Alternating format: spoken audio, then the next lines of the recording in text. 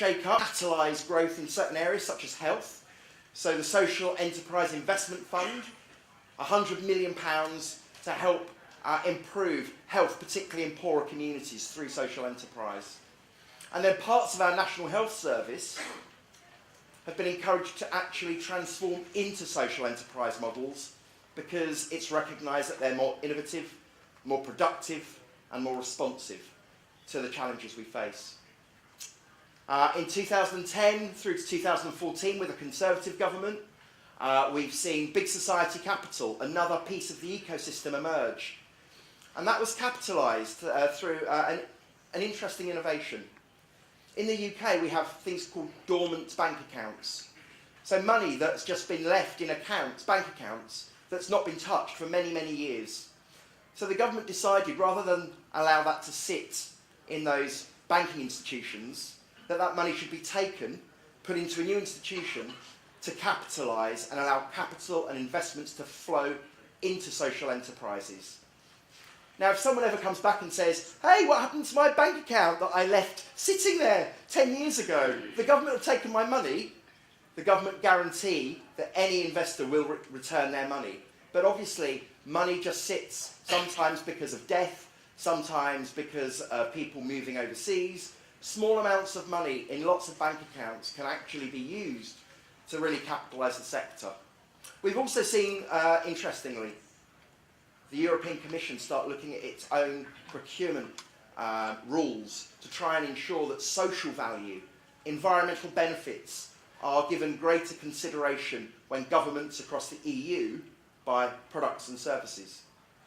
And again, the House of Parliament becoming a social enterprise champion by committing to buy from social enterprises itself. Now, there's a whole range of other policy developments that have emerged. But really, there are three things that unite social enterprise movements right around the world.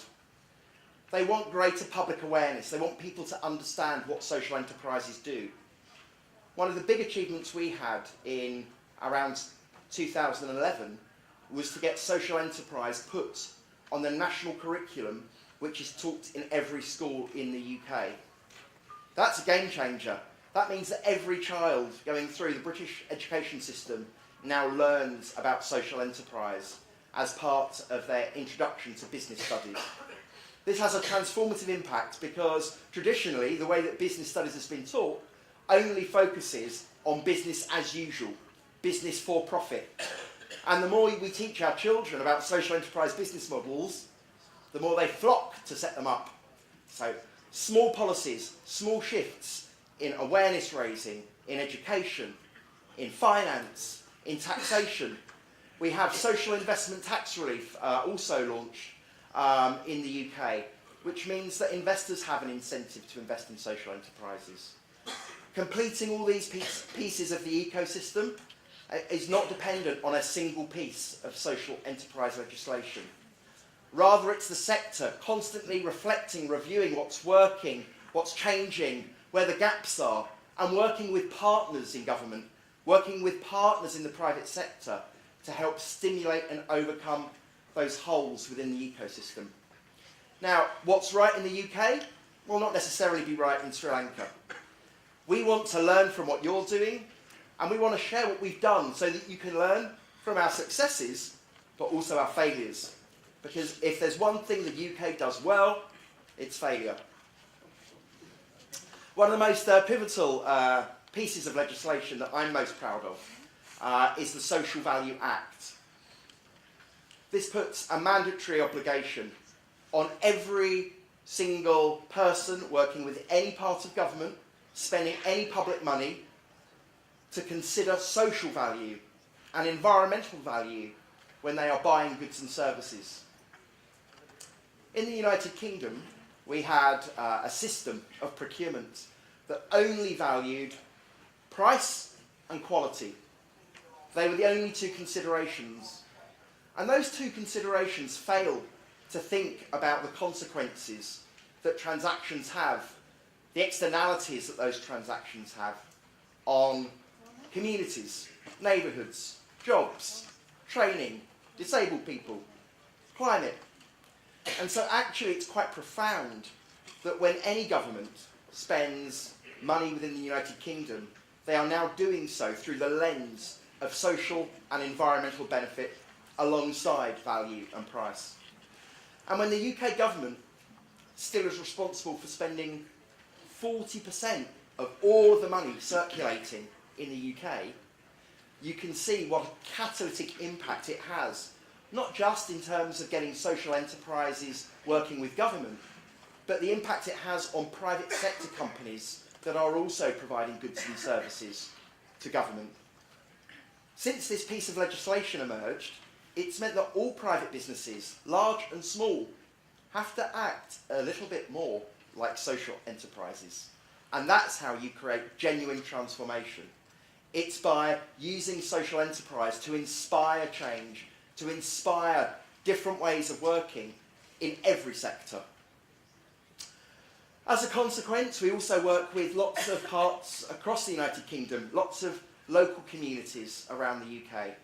And here we have 20 cities and towns and villages that have been identified and certified by Social Enterprise UK as social enterprise towns and cities and villages, being recognised for being at the vanguard of sustainability, at the vanguard of working in partnership with the public and the private sector to grow the opportunity for SMEs and social businesses to make differences within their communities.